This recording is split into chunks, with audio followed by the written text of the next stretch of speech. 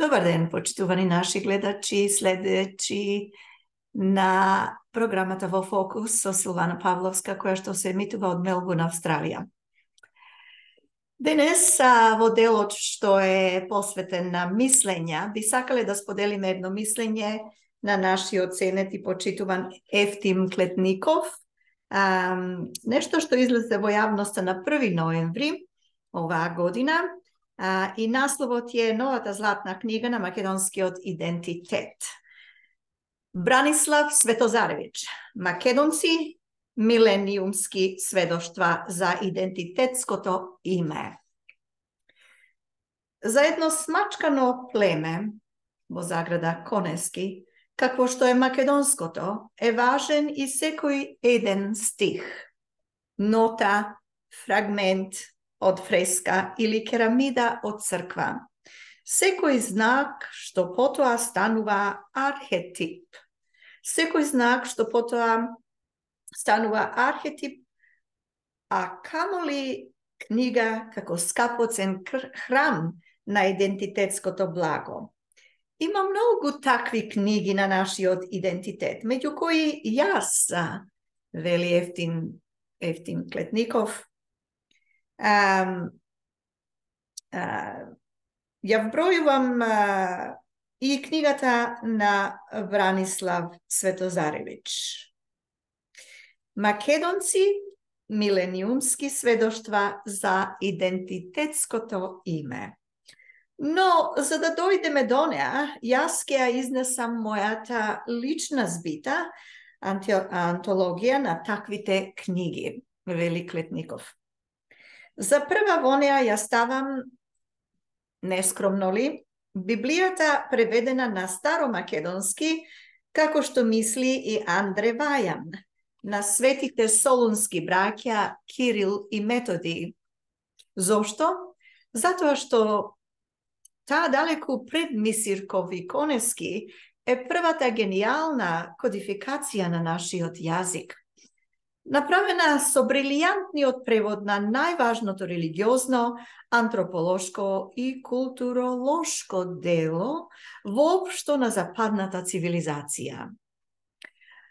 Аналогно, сличен подвиг кај германците направи и Лутер, но по 4 столетија од Кирил и Методи, со неговиот превод на Библијата на германски јазик. Што е важно пак, преводот на солунските браќа го официализира старомакедонскиот како богослужбен јазик и во сите словенски, плюс долг период и во романската црква. Така тој легнува како златна легура во структурата на сите словенски јазици, како квасец за нивниот јазичен леб. А сега прашуваш читателу, која е следната златна книга на македонскиот идентитет? Тоа е книгата на најгениалниот ученик на светите солунски браќа Климент, неговите пофални и химнографски слова со кои тој се легитимира и како прв македонски и словенски поет, чиј химниски магнет можеме да го видиме и во модерната македонска поезија. Особено кај рациновите бели мугри и силно светнатиот ден во копачите. Да, и сега во врзување на континуитетот на златните книги на македонскиот идентитет, драг читателу, правиме како ластовичино јато прелет од 10 столетија за да стигнеме до златниот 19 век на македонската преродба. Престолна ружа на новата иницијациска свадба на неговиот по многу темни премрежија или премрежиња екстатично разбуден идентитетски глас. Тука доаѓаме до колосалната книга на најкрупната фигура на македонската преродба, Ѓорѓија Пулевски. Славјо-македонска историја. Едно фасцинантно дело во сите елементи кои по патеката на она што во психологијата се означува како регресивна трансценденција, не води да пиеме животодавна вода на античкиот извор на нашата генеза. Тоа, а по ова капитално дело следува уште едно такво. Зборникот на македонски народни песни на струшките браќа Димитрија и Константин Миладинови. Дело во кое избива на показ лирскиот гении на македонската душа, зашто дава потврда и ракатката оригинални песни на Константин како увертира на поетската симфонија на модерната македонска поезија во 20 век, моќно најавена со Рацин. Така, драг читателу, вели Клетников, стасавме со големите духовни камења, поголеми од оние на неолитскиот Стоунхедж и на Великденските острови во Пацификот, во обновениот храм на македонскиот идентитет на 20 век, со кој е кренат од темелот до централното кубе со седржителот во него тој. Храмот, мала дигресија, што сега го уриваат со свински копица, како што би рекол Конески во песната Дон Кихот, нашите, не наши денешни политички ништо души, гротеските кои можат да ги насликаат само Гоголь и Гоја. Постојат неколку златни дела, духовни, аголни камења на тој храм на македонската идентитетска ренесанса на 20 век. На самиот негов почеток тука се големите дела и со мартирска содржина на Мисирков и Чуповски. Кај првиот тоа е неговата златна книга на македонскиот идентитет и со карактеристичен наслов во таа насока за македонските работи. А кај вториот неговиот весник Македонски голос, македонски глас во загради, што го издава во Санкт Петерсбург, каде што и живее до својата смрт. Неговиот гроб оттаму е преместен во Скопје, во Бутел, но е страшно запустен, што е голем и непрослив срам за сите нас. По се изгледа поарно ки беше тој да не се местеше од Русија тука. И конечно, по овие две колосални духовни новопреродбенски личности, Мисирков и Чуповски, што ја отвораат вратата на македонската идентитетска ренесанса на 20 век, доаѓа христоликиот Богомил Рацин. Грнчарот од Велес, мартир и духовен гений, кој со своите бели мугри на дело ги демонстрира моќта на македонскиот поетски гений и енергијата на неговиот со милениуми длабок јазик. Да, и по Рацин доаѓа Блаже Конески, чии дела, граматиката, историјата на македонскиот јазик, како и неговата поезија, се исто така непроценлива златна книга на македонскиот идентитет. Тоа е еден вид и златна синтеза. Така го доживувам него јас на целокупната македонска идентитетска историја, која има многу блескави, но и многу темни и негаторски историски мигови, почесто и со должината на цели столетија. Со трауматични и трагични помраченија. За жал пак и сега ние, драг читателу, кога мислиме дека имаме своја држава и национален интегритет, живееме во едно такво тешко помрачение на негација на идентитетот, не само од големите западни колониалистички сили, туку и од домашните политичари квислинзи, кои него го газат со свински копица. Конески поет пророк беше во право кога рече: големо ни е името, ке посегнат да ни го земат. И ајде, странците, ама и домашните котерлиевци, сега како за Димитри Ковачевски и други темни накази слични на нив. Оти парадоксално во така наречената независна македонска држава сега се врши најголемиот идентитетски геноцид врз македонците од странските и домашните сатрапи на злото, вели Клетников. И еве во овој трагичен и најтрагичен миг на нашето идентитетско ништење се појавува новата златна книга на македонскиот идентитет. Книгата на Бранислав Светозаревич. Македонија, милениумски сведоштва за идентитетското име.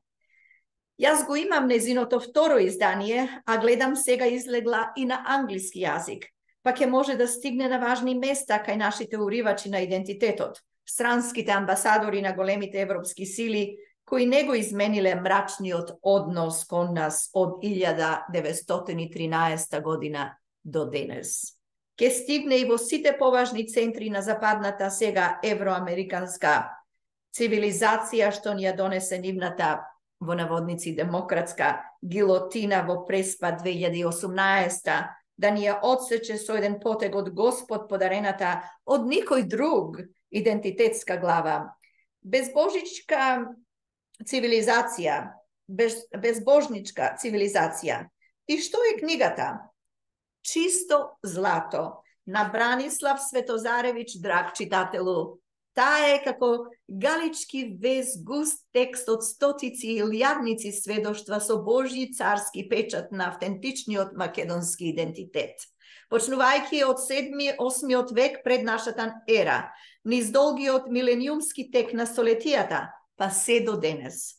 Во неа е присутна археолошката муза, која го води авторот кон внимателно и фасцинантно акрибично истражување на археолошките културолошки пластови на македонскиот идентитет.